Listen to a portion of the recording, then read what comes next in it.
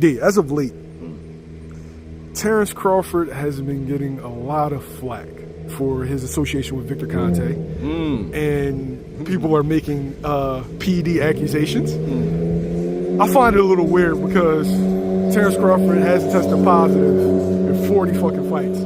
But meanwhile, he's getting all this attention and accusation for PED use because, number one, they're seeing, how the physical change from what they normally see Terence Crawford at.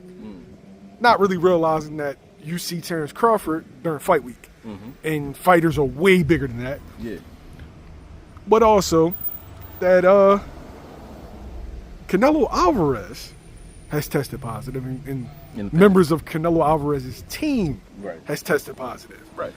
And so it's kind of shocking that the energy is towards Crawford, but meanwhile, history will tell you that the other side has a propensity. I'm going to just leave it at that. The way I think, man, so I feel what you're saying. The other side does have a propensity to use PEDs. Everybody looking for an edge. I train fighters, and I look for herbs and all kinds of things. Like there's roots and herbs that Russians used to use that work like a motherfucker. I won't say what they are because that's my secret. But there's different things that you can do to give a fighter an edge, whether it be endurance. You could take things that oxidize the body a little bit more, so it's sort of like blood doping, but it's legal. Where now they don't get tired or gassed as easy as they might have. You got different herbs that might help them with muscle mass or building muscle, things like that. So you can be on some performance enhancing herbs that are legal and still get an effect.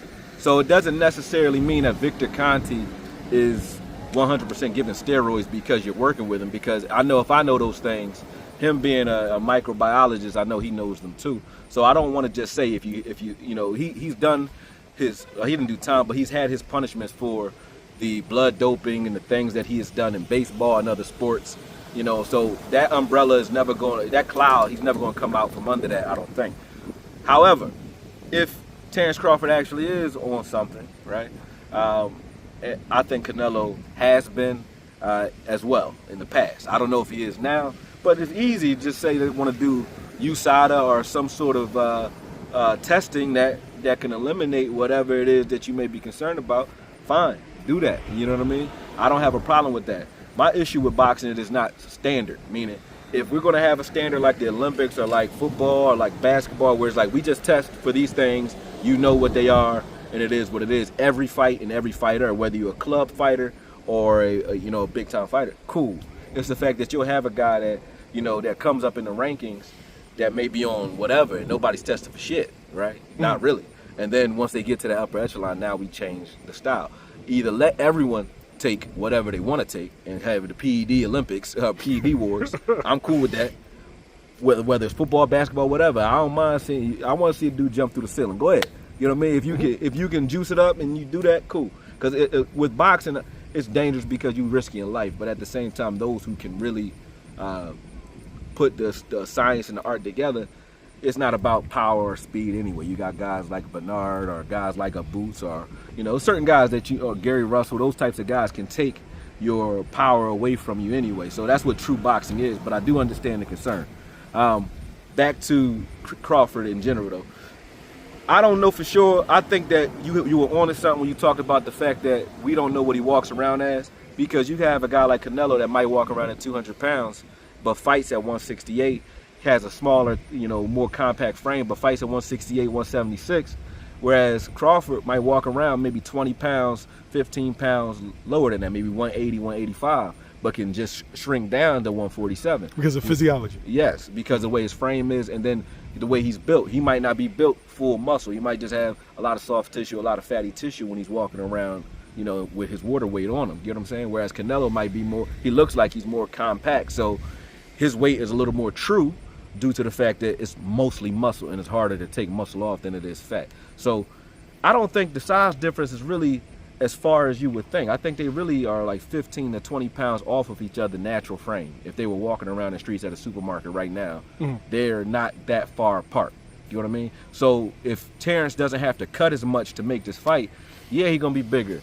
Naturally, you know that you don't have to avoid weights in this fight because muscle like I said, it's harder to get off, and it's heavy. It's heavier than fat. So a lot of fighters don't lift weights. But if you're fighting at a weight where you can go up in weight, you can now afford to lift weights, like Shane Mosley did when he later in his career, like Roy Jones did when he was trying to get into, you know, the heavyweight division. You can now start putting on that muscle because you're not worried about going back down. I don't think Terence Crawford is worried about going back down to any weights below 68 or below 60. So him putting on muscle now may be, you know, the result of the fact that he's just lifting weights now. And Terence Crawford has been a strong motherfucker for a long time, man.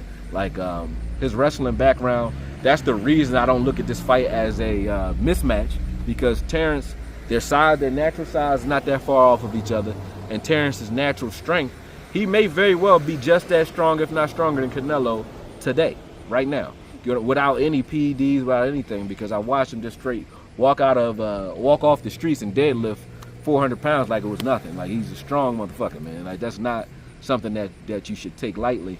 A guy who has a wrestling background has a history with weights. So him being able to put on muscle is not that shocking to me, whether Victor Conte's in the picture or not. I don't think it's that shocking.